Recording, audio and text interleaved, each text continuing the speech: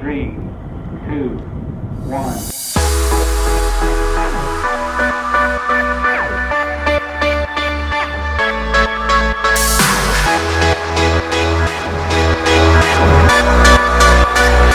Hello and welcome everybody to Tonight in STEM. I'm your host, Juan, and this is the show where I interview professionals in the field of, well, science, technology, engineering, and mathematics.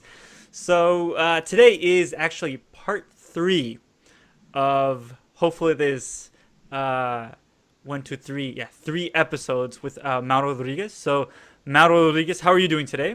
Doing great. Thank you for having me. Yeah, for the holding third on part. there. This is our third episode. Mm-hmm. So I guess I'll summarize part 2. If you haven't watched part 1 or part 2, go ahead and do that. Definitely recommended. Very inspirational, very motivational, and you get you get to know a tad bit of Mauro Rodriguez's life. But what happened in part 2 was we got to know a little bit of Mauro's undergraduate degree, how he got on his ship. And we're getting into how he got the idea to do graduate school, to go higher education. So with that said, what were the key things that kind of pushed you forward and made you go into graduate school? Yeah, there was there's several factors. Like I mentioned before, in part 2, there was this professor, Professor Fenioski Peñamora, who was a very great Latino role model Yes. For me, as well as for other students that were there as well. And you know, the way he created opportunities for me to do research during that sophomore summer, and then even into junior year, and then also learning and getting to know his PhD student.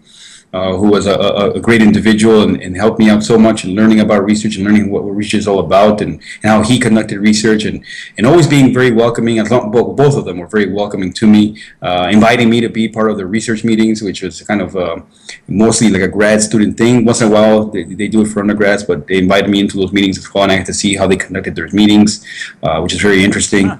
And so I was exposed to this environment more or less along my sophomore and junior years. And then my senior year, the time had more or less come. But interestingly enough, my peers in SHIP, specifically these other great individuals, and they have their own. If you feel like, wow, the Mauro story is pretty unique, they have their own amazing stories as well. And many of them came from the south side of Chicago, and actually one of them lives only around 3 or 4, good 4 or 5 blocks away from me. Really? Yeah, and we went to different high schools. I went to John F. Kennedy High School. Yeah. He went to a different high school in a different part of Chicago, and we both ended up being in Illinois. Yeah, exactly. It was very, very interesting. So we both grew up in a little village, or La Villita, and he was pursuing aerospace engineering. I was pursuing mechanical engineering. We're involved in SHIP. He became the chapter president my senior year. I was the regional student representative that year. And there's a whole story on how I became RSR and why I chose to become RSR. But we'll leave that to another time. Yes. But anyway, and so him, he's now he's involved with SHIP as well to this day. And then there's these 2 other individuals who were we were a couple, who are still a couple, and then one is a civil engineer, and the other one he was mechanical alongside with me, and this mechanical engineer was a peer in my class, and I got to tell you, his name is Gerardo. Gerardo was by far one of these great Latina students. He was one of those students. We all have, as you grow up in undergrad, and especially if you build this sense of grit, you have the sense of pride of trying to be the best you can in your class and such, and you have this talent for hard work. But when I got to know Gerardo and the way he worked, I could honestly say that outside of myself, he was one of those hardest working Latino students that I knew, and I would. It's one of those things where you're working at home, where you're doing classwork, and most of the times if I would say, if I say this is the answer, most people would say, okay, yeah, Mauro's probably right. You know why? Because he worked all the last 3 or 4 nights to figure out that was the answer. He worked so hard to find out that was the answer. It's probably right. You got to trust, not because he's talented, it's because he worked so hard to find out whether or not that's the right answer. So because he studied it, he worked really hard. Gerardo was that guy that just had this natural talent. He just had this genius about him that I was like, well, if it, so I'm probably right, unless Gerardo comes in and says something different, then he's probably right. He's the only person that I would be, that I would have that opportunity for and say, okay, yeah, he's probably right. So, Wow. and we looked up to each other. At least I can say I looked up to him a lot in certain ways, specifically his overall academic discipline and overall He's one talent. of your many role models. Right, exactly. In some weird forms, right? And him being my peer. So Joseph as well had this amazing sense of professionalism, and then Ceci as well had this great sense of grit and perseverance. So all of us kind of leaned on each other from time to time, and we were our peers, and because we had all been mentored by very similar mentors who had mentored all of us in certain different ways, and these people were still, so we all had this link saying, okay, we had very similar mentors giving us this similar advice and as such, and now we had taken up the same mantle of mentorship to mentor the underclassmen as well as I had done, mentored the undergraduate students, the underclassmen, I should say, and as many of us had done that as well. And so all four of us had our own connection to the underclassmen and mentored many of the freshmen at the time, as well as many of the sophomores, and saw their growth and development as we had seen our growth and development as mentors. And it's funny enough, we all kind of, here came this senior year, and I was heavily inclined after my internship and seeing what engineering is about and such, and also my research experience. I was starting to lean over. I hadn't fully jumped into the graduate pool, if you will, the full campus, like Camp One graduate school. I was still deciding, so, okay, where should I go? Where should I go? And the same thing, I think Gerardo was feeling the same way. Joseph was feeling the same way. And so Ceci, we were all feeling the same way. But at one point, I think all of us more or less kind of, it's one of those things where you're together in a room and you're all quiet. And that question kind of gets thrown out there into the air, and you're all looking at each other, and you're all just shaking your head in agreement, saying, yeah, we can go far. How far? All of us can go far. We can all go to grad school, and we can all probably get our PhDs. And I think that's when, because we were all had these very strong resumes. We all had really strong GPAs because we had been mentored. We had been providing advice. We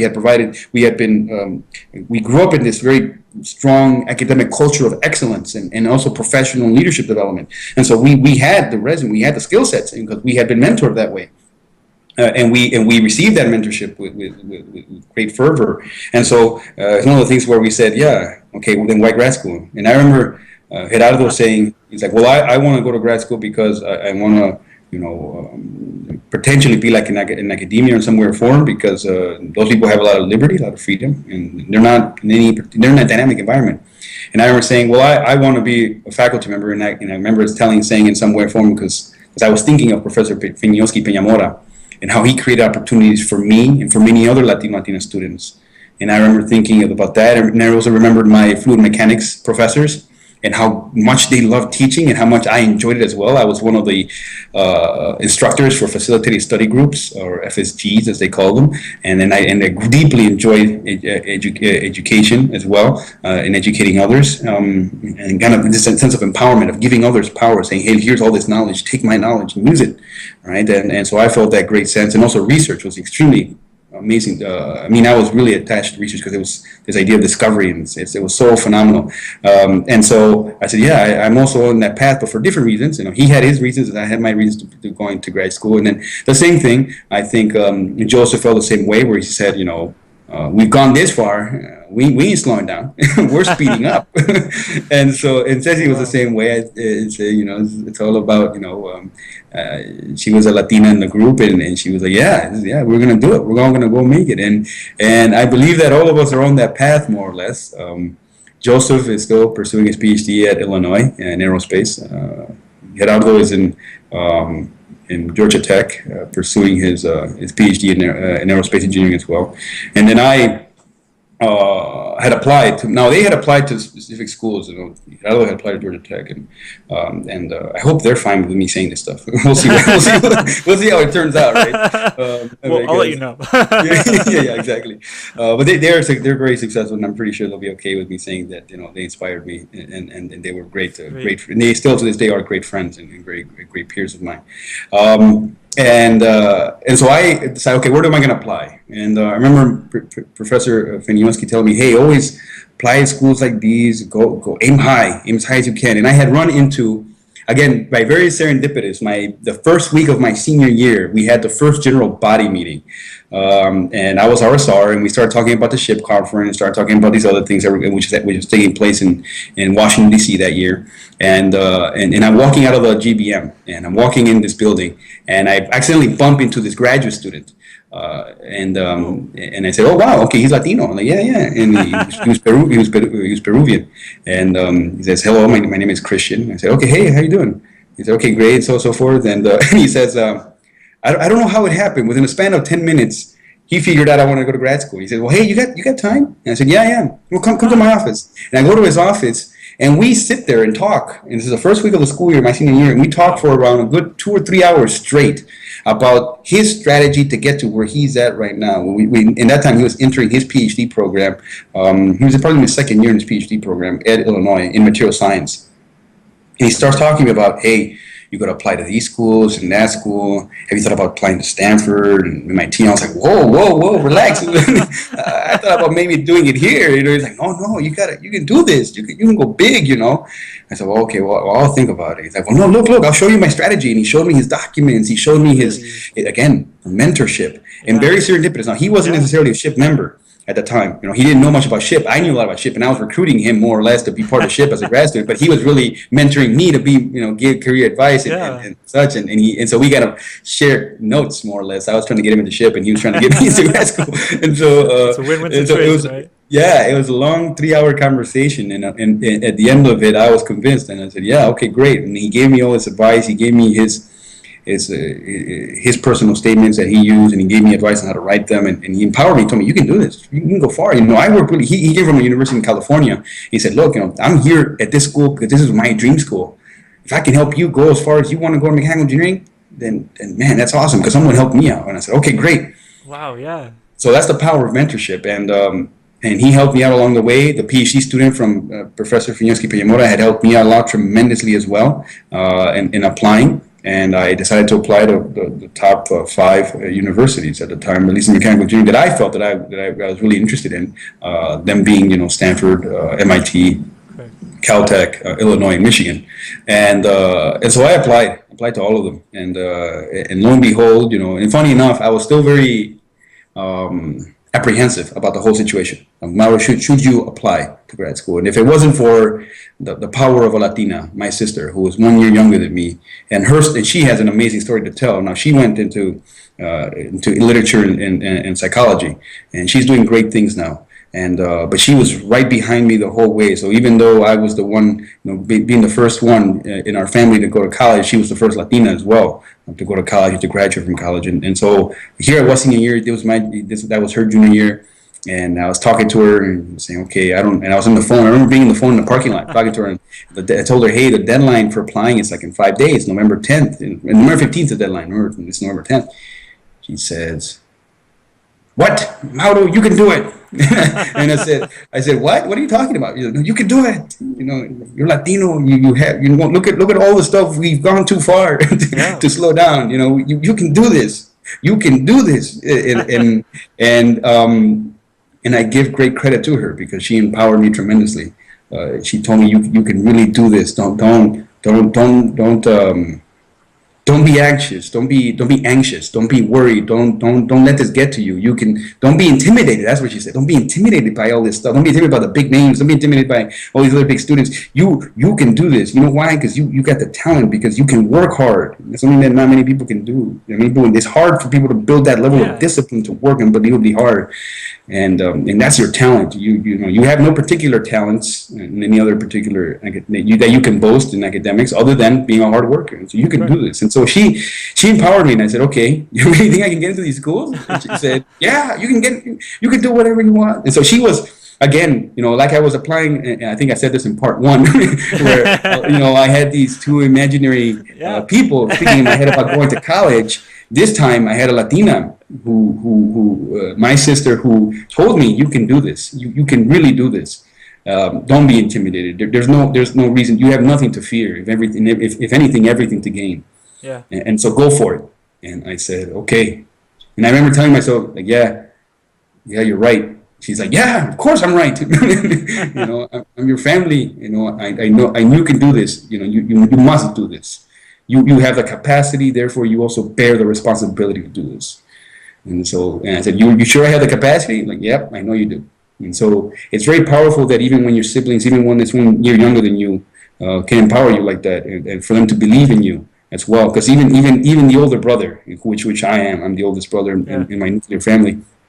Even we need empowerment sometimes. Even we need encouragement from science from our siblings. And it was her reflecting that empowerment that I had reflected onto her when she was in high school, when she was applying to different programs. I would tell her, "You can do this. You can do this," and she was like, "Okay, sure." She said, "Mauro, I don't believe you." And this is her reflecting it back to me when I needed it the most. So that's the power of mentorship. So that's actually a very common thing that I've noticed from myself is, we give a lot of advice, but sometimes we actually kind of need to take our own advice back and actually do it.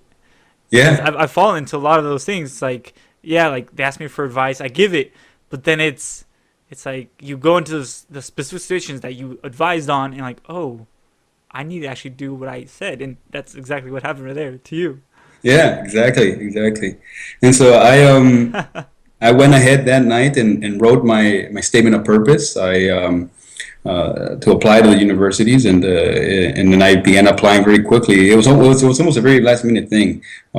Surprisingly, all this apprehension, all this hesitation, I was thinking it was a big career path, and I'd already taken the GREs. I did really well. I had a really good GPA. I had all this research. I had a lot of good faculty members who would write me. Many of them who were in my fluid mechanics courses, who knew me very well, and also Professor Finiowski Peñamora, who knew me very well, who wrote me very strong letters of recommendation. I kindly asked them, like, hey, can you write me a strong letter of recommendation? They said, yes, of course, I can write you a strong letter. Of course. I know you really well. You can do this. And so I applied. You applied to MIT, Caltech, University of Illinois, Michigan, and Stanford. That's right.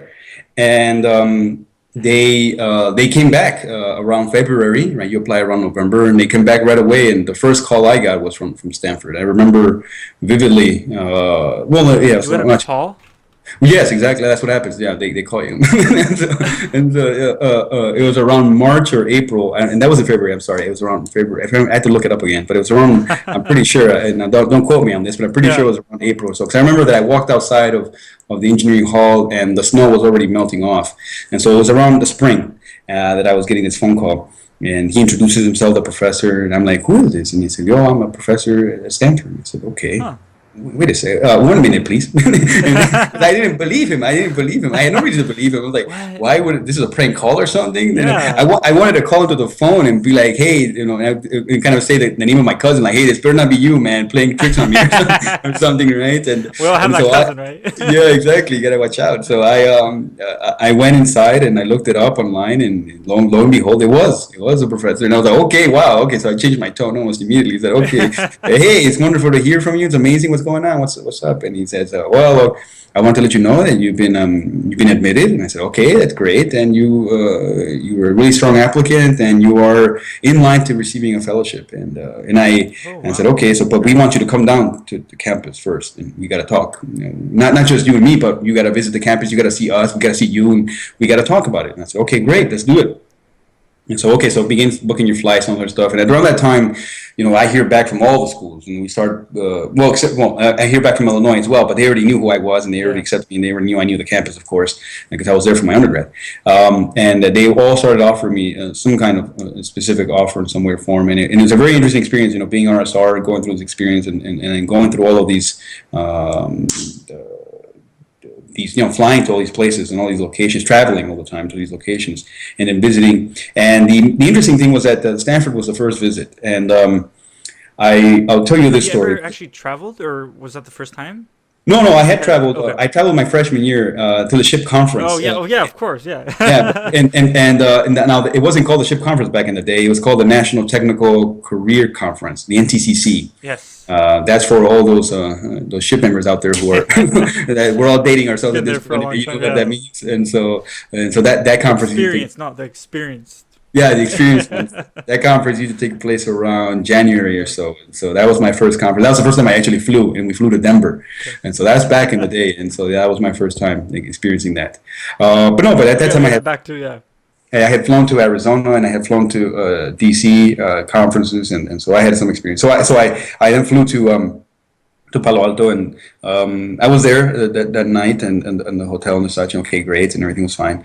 And then the next morning, they drive. Well, I get on a bus, a Stanford bus. It takes me up to the school, and it drops me off right in front of the actual what you would call the mall, or more or less the church, the memorial you actually see when you look at pictures of Stanford. And they drop me off right there, and I'm walking in there, and I'm seeing this, and I've seen the pictures before, but it's one thing to see it and actually be there and smell it, correct.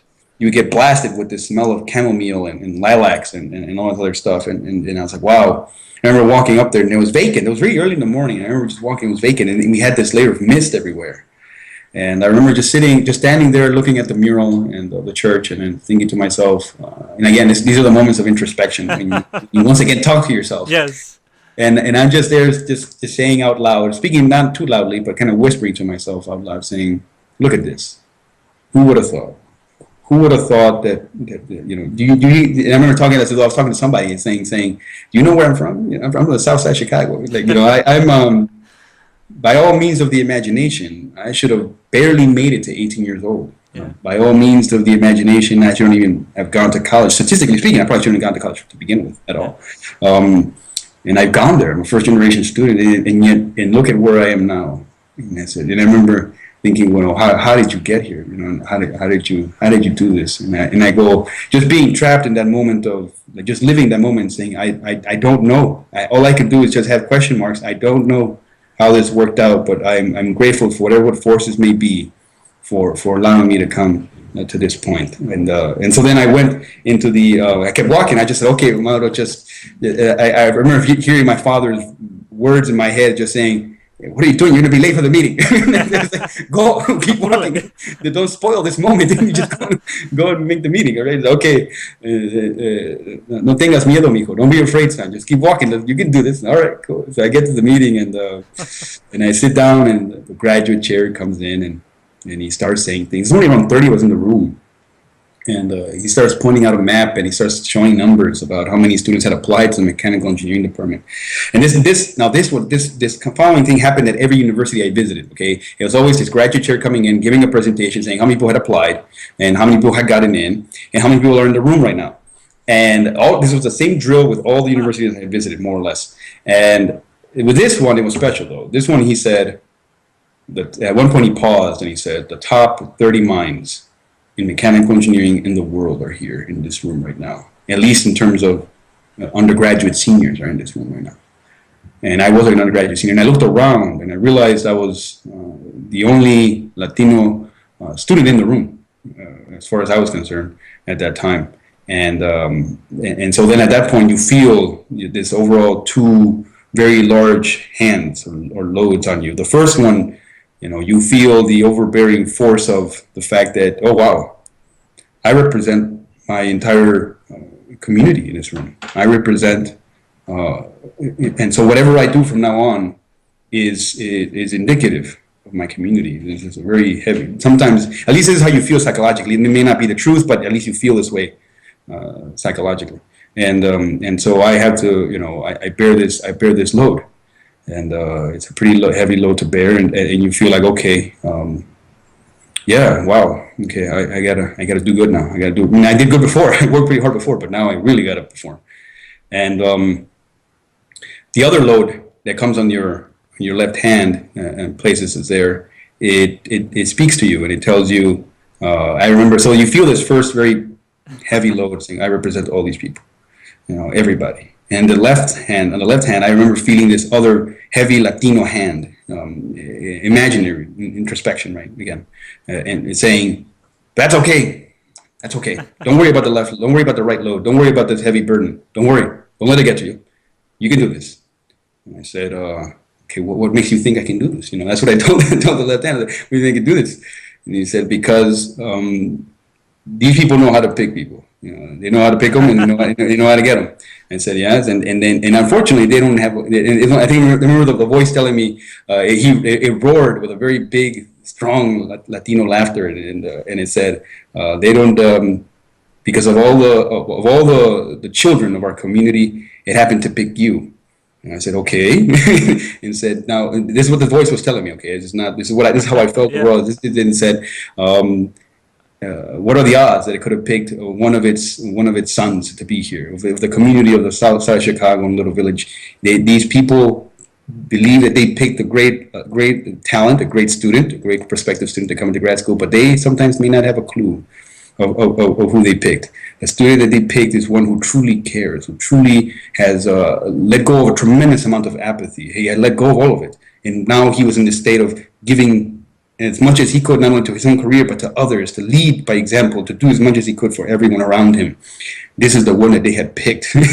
And so one of the things where the Latino voice was telling me, they don't have a clue, Mauro. They don't have a clue who they picked. Because out of all the one son they picked the one, this university, like many of the universities that accepted me, deserve a really strong Latino son. Yeah. And in me, they got one. And at least that's what the voice had told me. That's what the voice had told me. That's what I had felt overall. And these were all part of the introspection. Again, this is all kind of the mentality that I was going through, the things that I was emotionally feeling. I don't want to give you the perspective that I was hearing things. I wasn't hearing things. This process, this thought, where you kind of reflect, you kind of start analyzing, and actually it sits in with you, saying, "I'm doing it. It's happening. I'm here." Exactly. And yeah, it's definitely a moment to take in, to appreciate. Exactly. So that's what I was going through, just appreciating, and I was appreciating that in every university I had visited, and very grateful for the opportunities to be there. And I remember that one of the so as I was going through the journey of then deciding where I was going to go and such, I'll tell you one simple tiny story where one of the students had asked me, who was there, and asked me, Mauro, we noticed that you were, do you happen to be Latino? And I said, yeah, that's right. I said, no, it's okay. Said, okay, great. Just want to, and he said, okay, great. So I just want to know more about your background and stuff. He was very curious about things in general, and I said, well, yeah, okay, we can talk about this, because he told me how his father was a professor and an academic, and he had inspired him in many different ways. And I said, okay, that's great. And then he said, I just figured I want to know about your background. I'm asking other students about their background, and I'm seeing patterns. I'm seeing different things. I formulated a hypothesis. I was like, wow, you formulated a hypothesis. We're not even in grad school yet. Hypothesis. He said, I see that many of our parents, or at least our backgrounds, are with some engineer in them. They have some kind of person who has a college education, something like this, or they're academics in some way form. And just figured, I asked you about yours, and I said, yeah, well, your hypothesis is that most of us are in here have this kind of background. He said, yeah, something like this. I figured maybe. I just figured I asked you about it. Just I was like, well, I may accidentally shatter your hypothesis. And it's because, my father he's a mechanic, and he goes, oh, okay, he must be a mechanical engineer, right? That's what he is. And I said, no, he's a mechanic. And then he's like, oh, wow, mechanic. He's like, yeah. And so is your mother like, did she go really far? And I said, no, my mother only went to around 6th grade or so, or 8th grade or so. Well, in Mexico, that's what they call it, but in reality, it's more or less the equivalent of some high school education, some very high school education. And I said, okay, and yeah, that's my father's background. He says, well, Mauro, how you gotta have one amazing story to tell then. And I said, yeah, but I'll tell you, you want to maybe know how is it that I'm here? And he goes, yeah, how is it that you get here? And I said, well, remember this, because he was telling me these stories about his father and such in the background, and how his father really wanted him to go really far in STEM and such, and because his father had gone very far in STEM. I said, well, yeah, your father, what did your father do when you were a child to you, overall, how did he inspire you in any way from? He said, well, my father, he showed me all these things about physics and all this other stuff, and it was amazing, he's my role model, he's my mentor overall. And I said, okay, great, well, so do you associate your success with your father's influences on you in early childhood? And he goes, yes, of course. And so do I. And he goes, and his mind's like blown. He has to walk away for a couple of seconds and then come back. And he goes, but how did that happen? Your father doesn't have the education. Like, he didn't have to. He didn't have to have it. Yeah. Because to be, my father may not have had a PhD. He might not have had a master's or an undergrad degree. He may not even have a high school diploma. He doesn't have one. He doesn't even have a grade school diploma. But what he does have is a degree in life, a degree in what it takes to persevere and endure. And that's probably the biggest thing, the traits of working hard in life, and to dedicate yourself towards your craft. Right, that's what he was. He was dedicated to his craft. He wanted to master his craft. He didn't just want to be a regular mechanic. He wanted to be a mechanic that was talented, that could solve problems that was not easy to solve, to have this level of rather really smart grit, right? Very, very intellectual, finding not just brute force everything into solutions, but rather being very clever, very sneaky clever things that he wanted to learn how to do and become. And to me, that's what he is. As a mechanic, he's very, very bright in finding very intriguing solutions to the problems that he has to face in his job. And he needs to become a master at it. And so, And he learned that through hard work, and so he imparted that onto me, and that's what I told him. I told him this is what my father had done to me, right? He inspired me as my mother. My mother had really unleashed my creative abilities, and specifically in the arts. My mother, she works very hard in being so precise in the way she cooks, so precise in the way she does her sewing and her knitting and everything, and she has this amazing creativity. When I was a child, even though she had reached her limitations around 5, when I was in 4th or 5th grade, when I started taking English classes, she had imparted all of these ideas of being creative, of making my own things, being very hands-on. And so I give great credit to my mother and to my father for doing that for me. And so that's what I told them. I told them, hey, this is why I'm here. I'm here because of them. I'm here because of a tremendous number of mentors, and specifically in college, and in high school to college, and now in undergrad as well. And this is why I'm here. And so for him, he was very satisfied with that. And then he goes, okay, then Mauro, I think my hypothesis is still right. I said, how's it still right? Because your father is still and your mother, like you said, they have a PhD in life, and they know what it's all about. It's about enduring. It's about having grit, about con ganas si se puede. Now, he didn't say that part, but I said that part. Like, yeah. In Spanish, that's what we have, con ganas si se puede, with the will, it can be done. And he said, yeah, I don't know what that means, Mauro, but okay. Because he didn't speak English, he didn't speak Spanish. Oh. And so, and to me, that was one of the interesting stories that I really enjoyed. At least that conversation I had with him was really enjoyable, because he learned from me as I learned from him, of the pressures that he was going under, because he had, it made me aware that, yeah, all of us going to grad school, we all have our own drivers for it, our own personal reasons for it. And it's a really interesting story, really interesting journey that he had seen from me, and I had learned from him as well. And ultimately, now I think you probably want to wonder, okay, how did I end up making a decision to get to grad school, where I was going to decide to go. I visited all these campuses. I visited all these great faculty.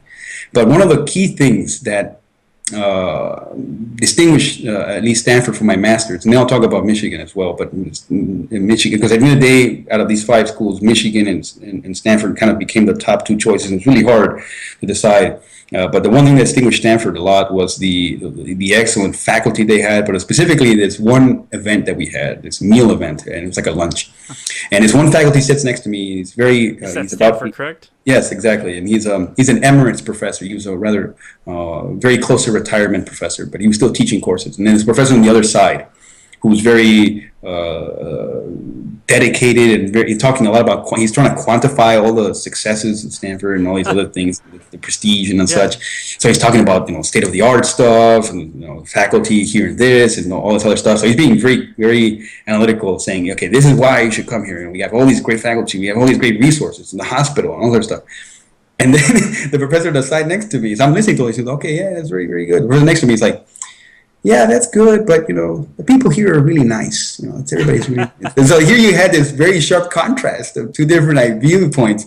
This very senior professor who was very, very much this very guy who was like, well, I just taught a class right now, and I feel I did a pretty good job, but I could have done so much better. I mean, I'll make it up to the students later on. And he was so nice. His man was just so nice, but he was so relaxed about it all. Yeah. And he was like, people here are just very. I remember him saying this. People here are just so incredibly bright, and they're so nice. Everybody's just so nice. Everybody just gets It's very peaceful. This is why you should come here. And the other professor noticed this, and I was talking to him, and he would also say, well, but also, by the way, we have state-of-the-art equipment and all this other stuff. And so I love that dynamic, this overall dichotomy that I was seeing, in terms of very analytical, but then also this very compassionate aspect of it, and saying, oh, wow, it's very interesting. And both of these professors were very well esteemed. They were both in mechanical engineering. And so you saw this vibrant dynamic. And also a lot of the professors that I had met in those interviews were very very curious about their research, what they were doing. They were very interested in it, and also I remember that one of them was very. He started off the conversation when I sat down with him for this kind of very short interview. He sat down, shook my hand, and then I sat back down. He said, I sat down right away. He just looked at me dead in my eyes. He got really close, and he said, "So, what do you want to be when you grow up?" And what do you want to do when you grow up? That's what he said. What do you want to do when you grow up? And I remember leaning back and saying, I don't try to save the world, I guess. And again, this is just this. And then the professor he leans back and he goes, "Good, me too." and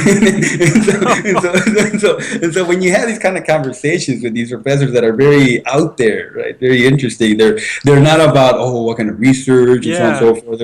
It's very more about just feeling each other out and enjoying each other's presence. I think that was something that made it very interesting for me overall. At a whole new level. It's deep understanding without saying much.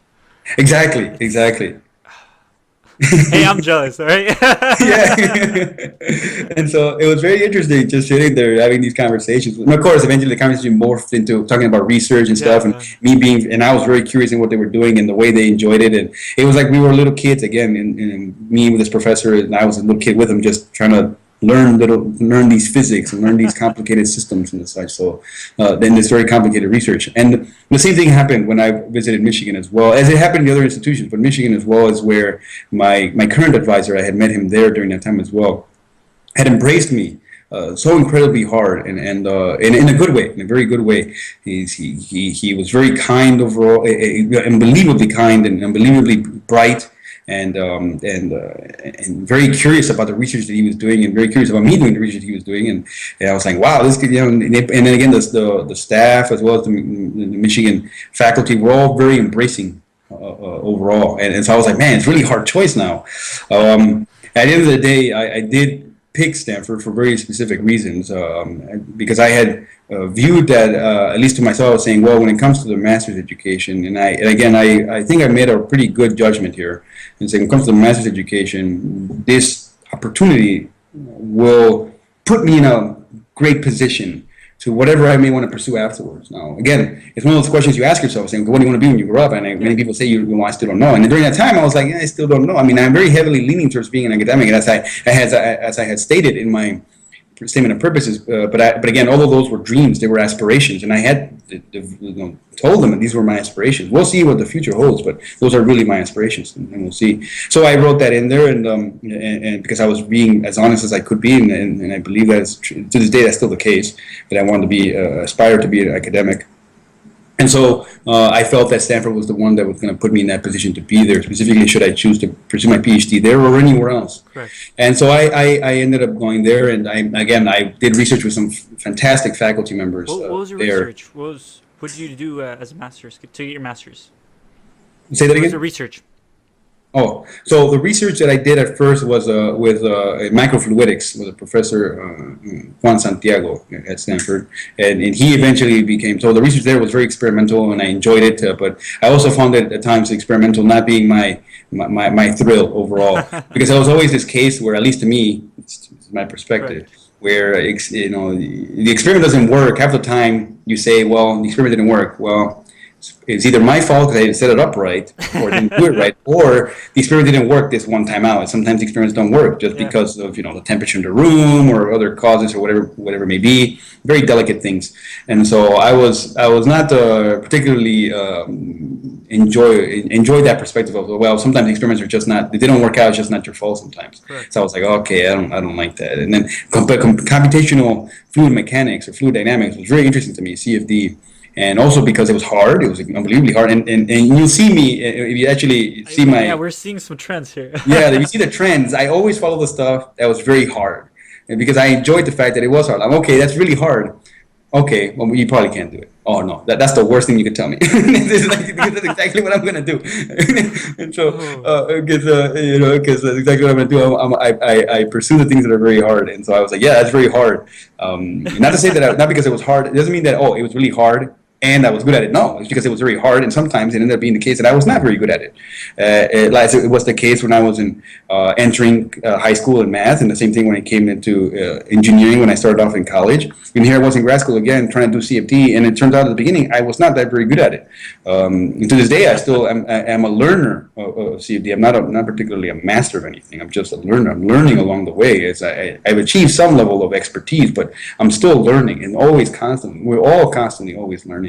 So I was learning, and I'm still learning, but then I was learning having this education in fluid dynamics and such, and so I transitioned. Eventually, Professor Juan Santiago became my mentor when I was there in college, and I'm sorry, in graduate school, and I gave him great credit for giving me advice when I needed it. It's specifically what I was, debating a lot of different things in terms of how am I going to go from my master's to my PhD and such, and he always gave this great story, this great, very, very, very snippet story. He said, okay, and this is the first story he told me because he wanted to know how much I was focused on the PhD. And from day one, I wanted to get the PhD. From day one, from undergrad. from the moment that me and my friends, my peers in SHIP had decided we're going to go get our PhDs, I was already on the boat. I was more or less, and I'll explain what that means on the boat. Because the story he would say is, okay, imagine that there's an island, and you're going to be in this island for 40 years, and that's your career. That is your career, the island. And I said, okay, so I need to know how much you want to get this PhD. So you're going to be there 40 years. Now, if you could go to the bookstore, now everybody's going to the island for 40 years. Everybody's going to the island. Okay, every graduate student that got in here, they're all going to this island for the year. They're going to be out there. We got all the little individual islands for every single person. You're going to be in this little island all by yourself. Okay, for 40 years, career path. Okay, if you could go to a bookstore and take only one book with you to this island, would you be willing to go to the bookstore just for 4 years? Just for 4 years, you're going to be in this bookstore for 4 years because it's a really big bookstore. This is the PhD. Okay, it's a very big bookstore, and for 4 or 5 years, just to get this book, okay, just to get one book to take with you to the island you're going to be in there for 40 years, just to make your life just that much more interesting. No matter even if it's a small percentage, a small fraction, are you willing to spend 4 or 5 years to make the next 40 years of your career just that much more interesting? And I was saying, wow, I've never heard it said that way before. I didn't want to do the PhD because it was hard. Yeah, it's long, hard, and yeah, exactly. That's the only reason I wanted to do it. And he said, when he said it that way, I was like, yeah, that's another good way, another strong way to think about it, another really good way to think about it. And it really is, because in terms of time scales, it's an order of magnitude apart. It's an order of magnitude. It's from 40 to 4. That's an order of magnitude. Spend 4 years to make your life just that much more interesting. And you can. You unbelievably can make it much more interesting. I think there's some engineers who probably don't agree with that, but I would say I strongly believe that is the case. You can make it that much more interesting. If you are interested in it and you're willing to do it, go for it. Go for it. Don't hesitate. And so I was on the boat, if you will, onto the island. well, on the boat with my book already. I'm in the process of getting my book, if you will, my PhD education, and then go onto the island. And so and so that's and then afterwards, I transitioned from my mentor to my research advisor, who I had at Stanford, who was in chemical engineering. And this man, and you'll probably see it in my CV and such, is Professor Eric Schockfey, was an unbelievable mentor overall. I mean, this man, in terms of research, he was unbelievable. The way he taught, usually you find flaws in people. I couldn't find one with this man, at least in terms of in terms of his profession. Okay, as a human being, I'm pretty sure, and he was always open about showing his flaws. But in terms of his profession, it was very difficult to find weaknesses, because he had spent so much time improving himself. He was an excellent educator, an excellent teacher, made you understand the material very quickly. He was always more than willing to explain things carefully. He loved not being called professor. Whenever people say, somebody calls him professor, he was like, no, that's not my name. My name's Eric. Call me Eric. If somebody called him professor, he would get angry. Like, what are you doing? I'm not. That's what other people call me. But it's not when we're here. When you're a graduate student and such, call me by my first name.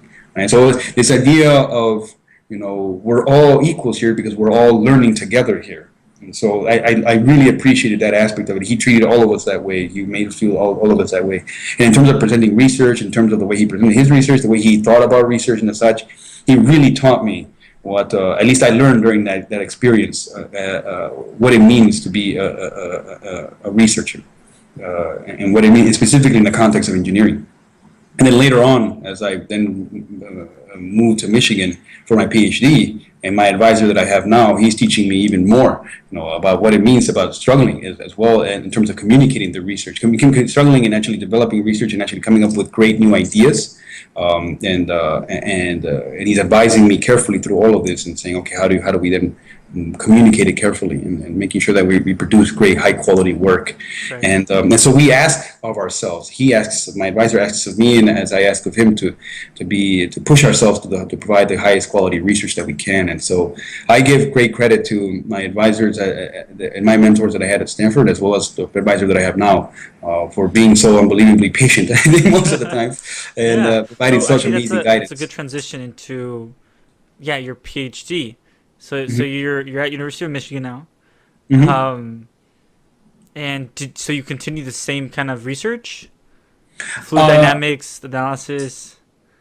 Yes. So what I was doing in Stanford was this viscoelastic or nanotonian fluid dynamics, computational fluid dynamics. So studying this idea of a sedimenting sphere, or a sphere that's rotating and coming, or actually just actually rotating, coming down slowly inside of a flow that's actually shearing in the orthogonal direction, and seeing how the flow dynamics go around, or how the fluid interacts with this sphere around it over time. So I was studying that when I was at Stanford. But then now, what I'm currently working on today is really, back then we were just studying the flow. Here we're actually in the flow around a sphere. Here what I'm studying now is bubble dynamics.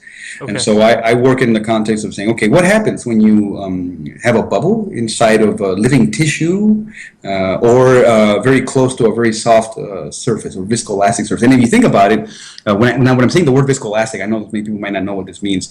So I'll first say that you have different states of matter: solid, liquid, gas, and then plasma.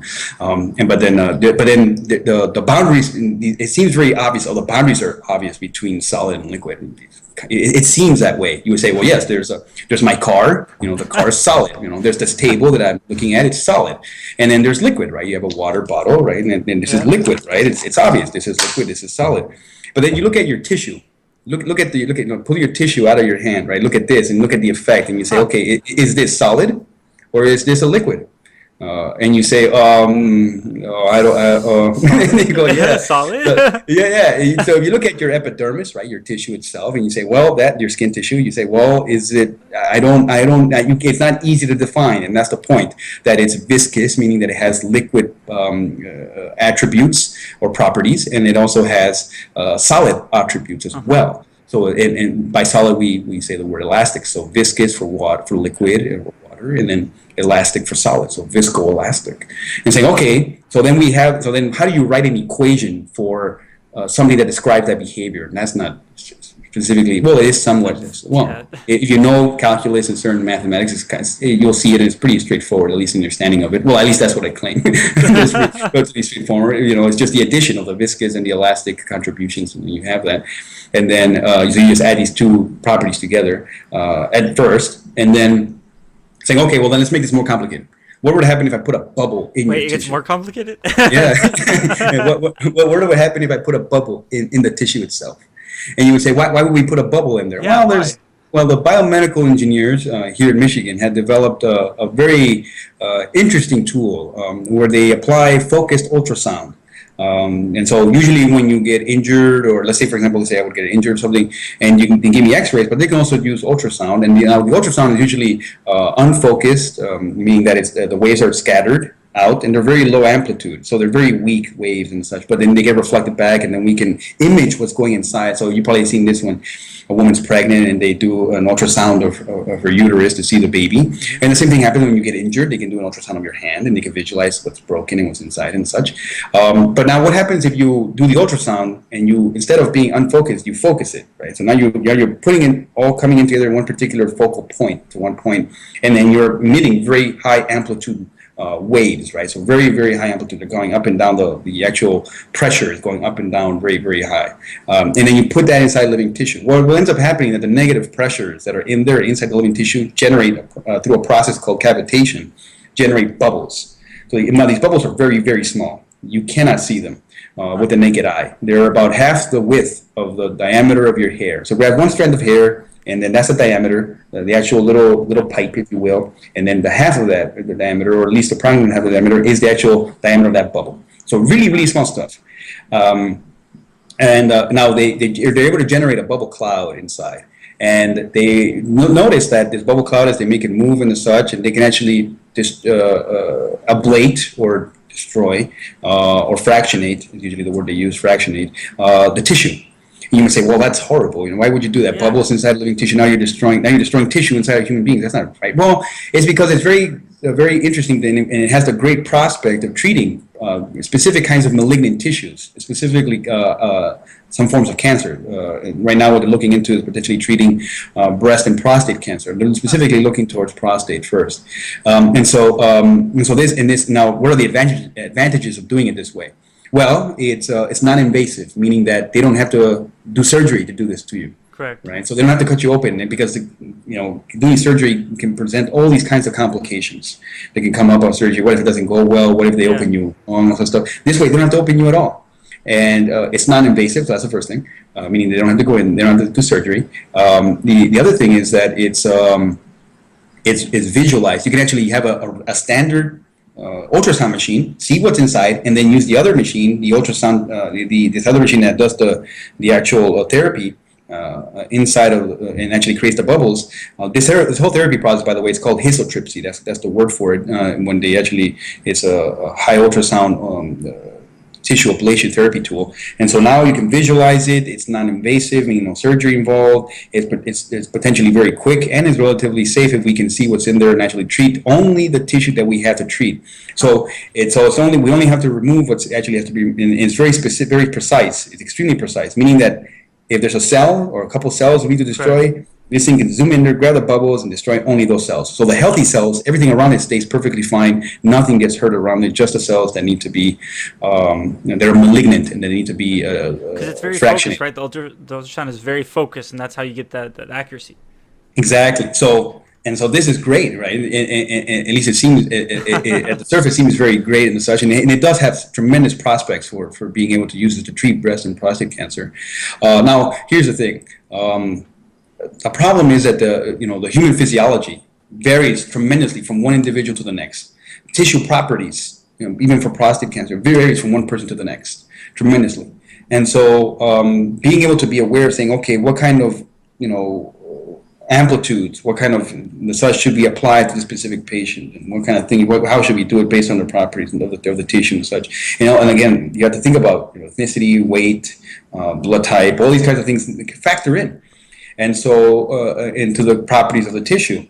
And so just because they managed to get this to work for specific kinds of tissues, specifically in porcine or pig parts that they use in the lab. But now that they got it to work, that doesn't necessarily mean that they know how it works. And even to this day, it's not well understood how this process works. Specifically, the cavitation, the cavitation bubble nucleation, meaning these bubbles actually generating, how they actually generate. It's not exactly very clear how this happens.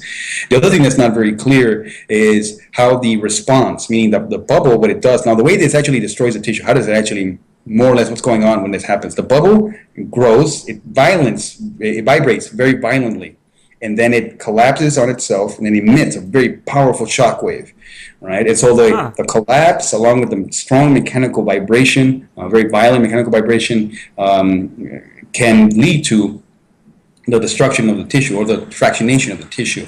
But how exactly that happens, what are the prevalent features, the prevalent dynamics, the prevalent physics, meaning what does the temperatures look like, what do the pressures look like, what are the shear stresses, and all these things, what do these things look like, it's not exactly clear. And it's really important to know this if you're going to engineer a therapy tool that's eventually going to be used in human beings, and knowing what those tissue properties are in order to treat the particular individual who may have malignant tissue. Right, in order to actually provide a therapy. And so what my work usually involves in is saying, okay, how do we come up with to understand these better, It's very difficult to see this in the lab because it's very small scale, it's very fast, it happens unbelievably fast.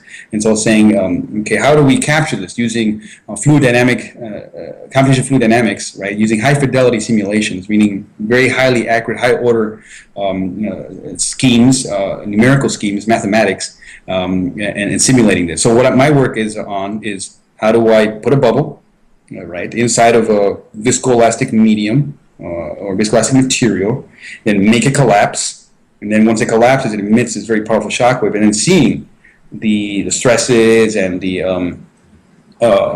temperatures and the pressures all throughout the field. Now, I make that sound relatively straightforward, or I make that sound, it sounds complicated, but the hard part, the real crucial part where it becomes really complicated is saying, okay, how do we know there's in aerospace engineering and all other kinds of engineering, and even mathematics, they formulate different ways of treating shock waves, this idea of these discontinuities. So when I say the bubble collapses and emits this very powerful shock wave, you might say, okay, what is a shock wave? A shock wave is a very sharp discontinuity. The density's here at one point, and then all of a sudden, immediately afterwards, the density drops down to another state. And so you say, okay, how do you capture that with high order accuracy in a numerical simulation? It turns out it's not easy. It's very, very hard to do that. Well, but luckily, this problem has been tackled by many very bright faculty over the years, over the last 50 or so years, and we have very sophisticated techniques at doing it. It's not, like I said before, it's not as easy as it looks, and you have to learn a lot of mathematics and a lot of different numerical techniques to handle this correctly, and to make sure you capture the shock wave as it's propagating. So the shock wave is this continuity just traveling like this in one particular direction. Saying, okay, how do we make sure that thing stays sharp the entire time as it's moving towards the right or to the left? And so it's not easy. At the same time, how do we capture the bubble dynamics, right? So now you have bubble dynamics. Properties of air are very different from the properties of water or anything else around it. So how do you put that into a simulation correctly? That's another complication, another difficulty. And then here's the other thing. I think the more complicated thing is saying, okay, how do we simulate tissue itself, right? How do we put that into a mathematical expression, a mathematical framework that goes into the equations that ultimately are used to simulate or capture the shock wave and the bubble and everything. So how do you combine all of these things together correctly, right? Wow. So in a sophisticated way to then be able to capture the pressures, the temperatures, the shear stresses, and the other kinds of stresses that are going on in there, and to capture all the physics in a very high fidelity simulation, meaning a really high order simulation, really accurate simulation. So how do you do that? And so that's some of the work that I'm working on. I think you showed some of it there, that I'm currently doing, and that's what my research primarily focuses on. And again, like I said before, this research, as you probably noticed, it's very novel, very new, a way of looking at it, and that we're working on. And at the same time, it's very difficult. It's a challenging project, and that's why I'm so incredibly interested in it. And there we're looking at different bubble configurations, right? What happens when, again, trying to get to the approach of looking at a bubble cloud, right? So say just looking at two different bubbles, and you see that one bubble collapses, its collapse impacts the other bubble. And then when that bubble collapses, it affects the other bubble right behind it again. So that you're seeing this effect of when multiple bubbles collapse, they affect each other in a very profound way. And saying, okay, then what do the shear stresses look like? What are the stresses and the fields look like around it? And that's the yellow picture there. And so we're looking at these kinds of dynamics all over the place as well. And then the bottom picture there, the shock-induced bubble collapse near a viscoelastic layer, that's another application as well. Specifically in naval research, that are specifically for propellers on ships, and they're looking at this kind of problem as well. What happens when a bubble collapses very close to a propeller blade, and how that affects the performance of the propeller blade.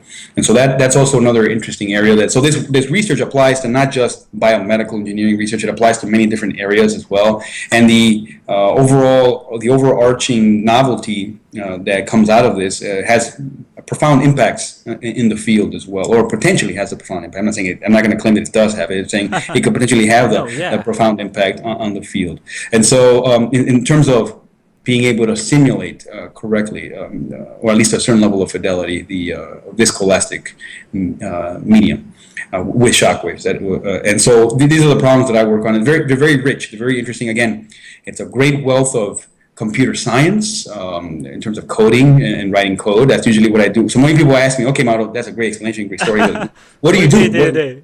What do you do day to day? Well, what I do day to day is I am very well aware of the mathematics of my problem, and I study the mathematics. I write the equations. I got to look up a lot of papers, a lot of research. So I do that kind of work. And at the same time, I do a lot of the coding. So a lot of those simulations that you're seeing there are me writing this in code, writing C++. And I had learned a lot of that during my time at Stanford and a lot of my time here in Michigan here as well, how to write those kinds of codes. OpenGL? What What? library? OpenGL for C++? No, it's just I think it's I don't use any particular libraries that I know other than probably I think probably just STL stuff, very standard library stuff. Yeah, that's probably what I use. Most of the stuff our lab philosophy is we write our own codes, and overall at the same time it's like saying, oh, you need to do something like this or something like that. Okay. Well, then you can use this library. No, we're going to code it ourselves. So we have a tremendous amount of. So my code, I developed it from the ground up, from scratch for the most part. There's actually nothing in my code that I didn't write myself, and so the whole thing is me. And it's a very strong exercise to do that because it teaches you how to write the code from scratch, and and I give great credit to my advisor for having that philosophy of saying, okay, no, do it. Don't just use someone else's code and take it for granted that it works. No. Write your own code. You watch. And I was like, okay. I was apprehensive at first, saying, okay, is that right? And then later on, I found out no. It paid off tremendous dividends of understanding the problem extremely well. And I saw my growth, very dramatic growth in terms of writing your own code and being aware of that, and also being aware of the mathematics of your problem. So when you look at my problem, you're saying, okay, or my research, and saying, okay, what does it involve? Well, it involves biomedical research, right? Biomedical engineering research. And it has applications there. It involves mathematics in terms of the equations, and I wish I could show you all the equations, but it's a lot. And there's a lot of crazy symbols going on. There's a lot of mathematics is involved there. A lot of numerical techniques that are they're mostly established in applied mathematics, so that's involved as well. So not just pure mathematics, but also applied mathematics. Aerospace engineering, in certain perspectives, in terms of the aspect of capturing shock waves and such that was developed in aerospace engineering and in mathematics.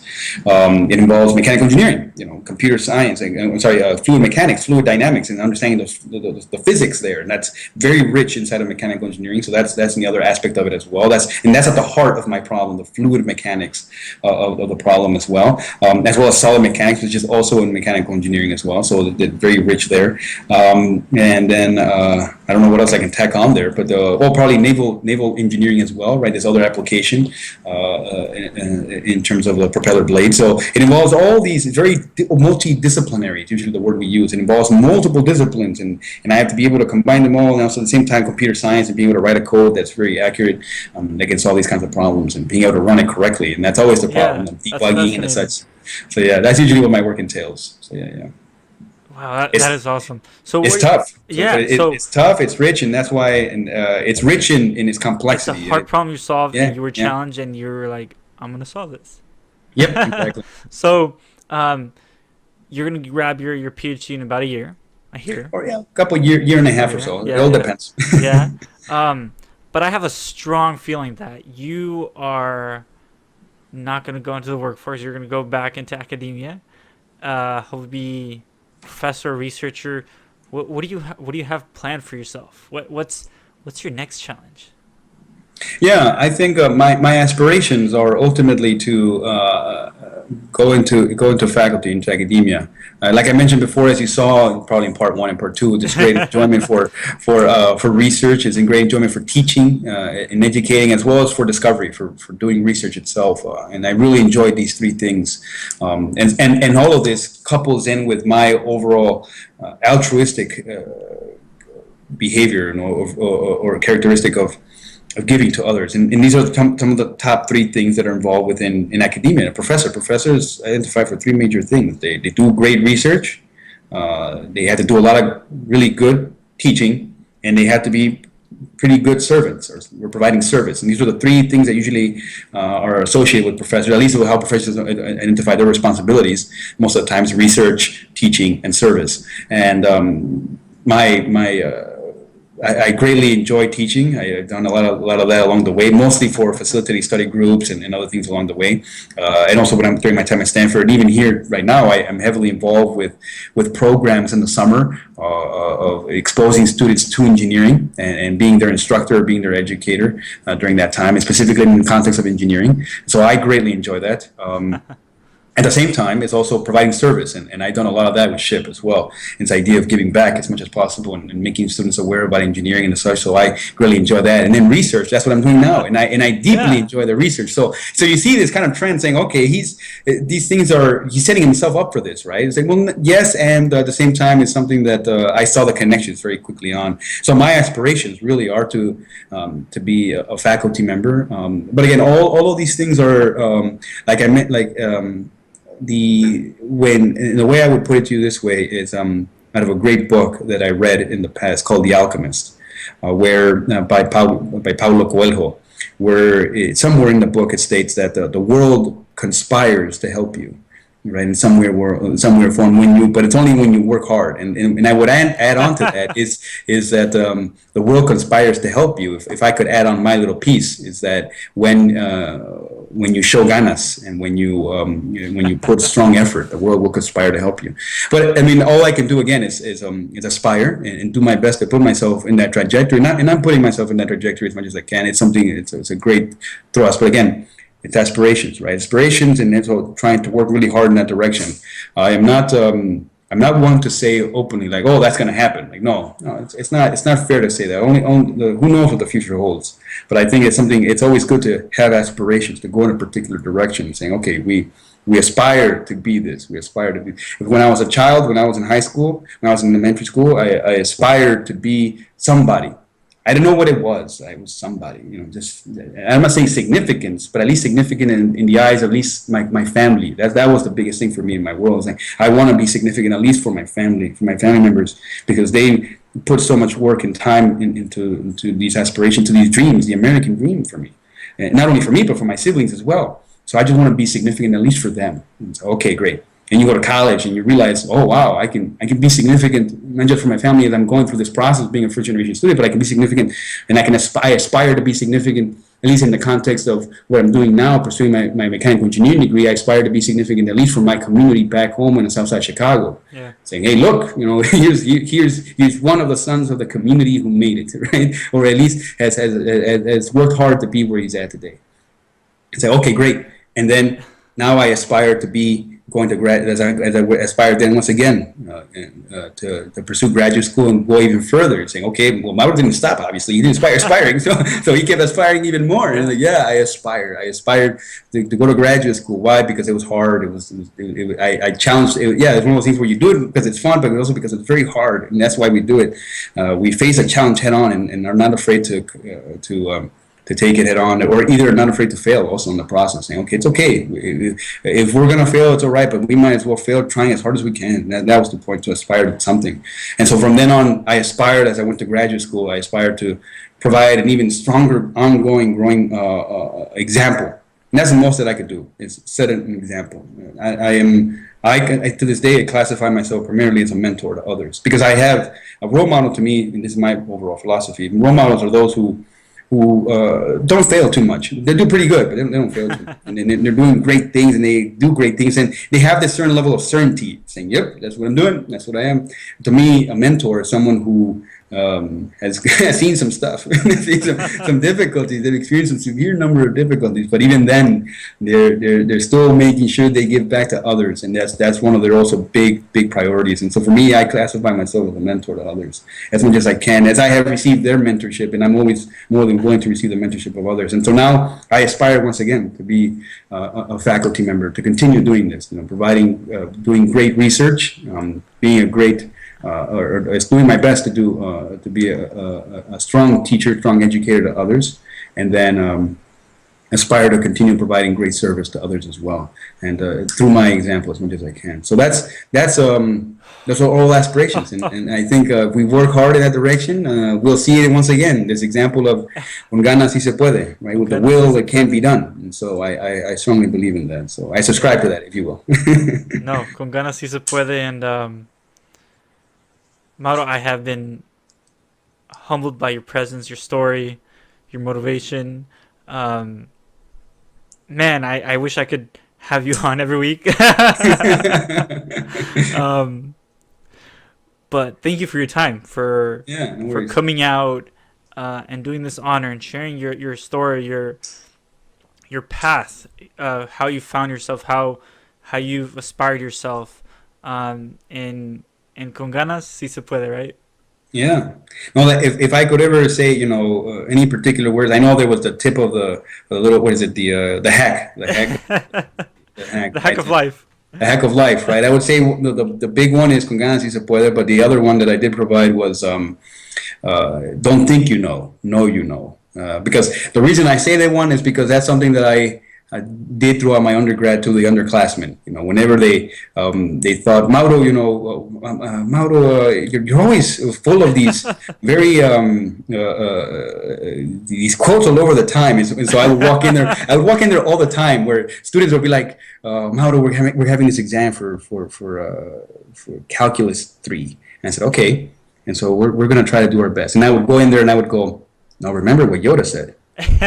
You do or you do not. There is no try. And then I walk away. And so I would always leave these quotes behind and be like, boom, Mauro just blew our minds, right? But I was just nerding out, right? I was just telling them a Star Wars quote. And so my quote that I came up with was that don't think you know you know, which means, to me, it means don't assert that you know what's going on. All right. Don't assert that you have these thoughts and that you know what's going on. Don't think you know. It's know you know. Have this constant drive towards fully understanding what you know, and having this overall affirmation, this overall validation that you are aware fully of what you know. And so what that usually requires is this constant unraveling, or this constant pursuit for knowing as much as you can about any particular thing that you're studying, whatever that may be, whether even if it's at STEM or otherwise. Yeah. Just this constant pursuit. Don't just think you know what's going on. Know you know, and that's always. And so for me, when I say that statement, it's ultimately this constant pursuit of trying to know you know, and you might never get there, and that's the point. It's this constant pursuit to knowing what you know, and so for me, by doing that, you actualize success, which means that success is no longer a noun. And I don't believe it. Success is a noun. Success is a verb.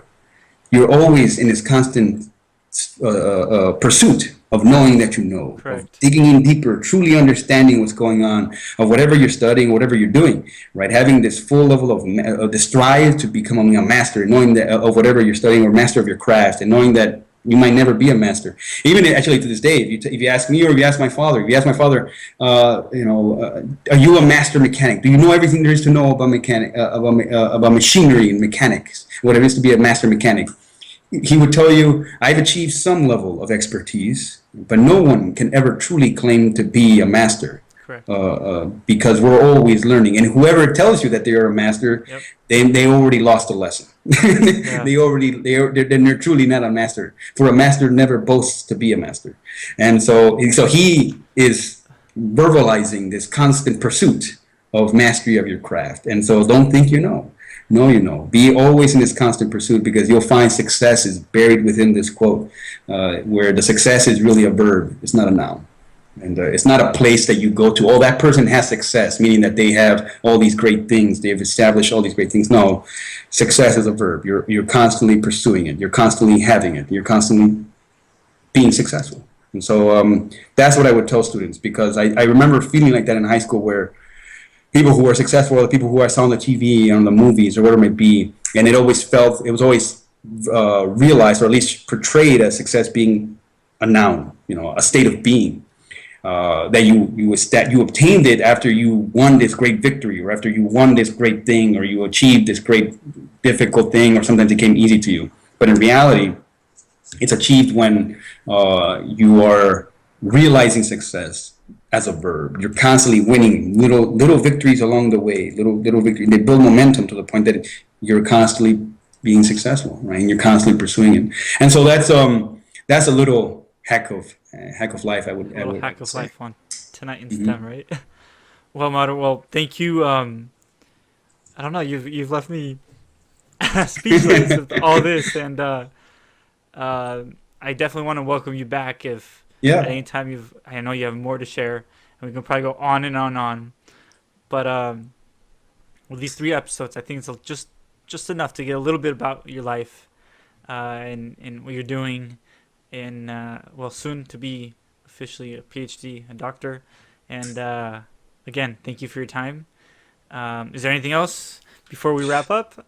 No, the only thing I would say is that I've been, in conclusion, if you will, I've been unbelievably humbled by this opportunity. I'm always being humbled. I think, and I know I didn't say this much, but when I was in high school, all the way to college, and even graduate school, I've always been on this constant track of being continuously humbled, and I'm incredibly humbled and honored to have been given even this opportunity to talk with you today. I hope you enjoyed the stories, and I hope whoever hears or listens to this, and if you hear all 3 parts, I hope you find them entertaining Please share. and empowering in some way or form. And so, and if that is the case, and once again, I'm truly humbled by it all. So thank you for the opportunity.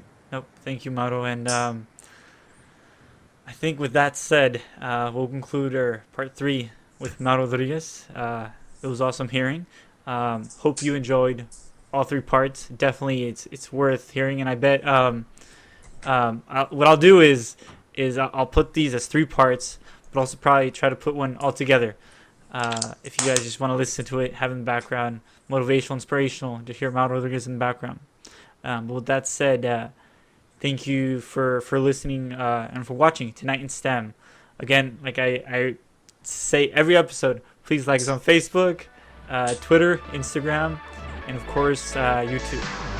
Thank you for your time, and I'll catch you guys next week on Tonight in STEM.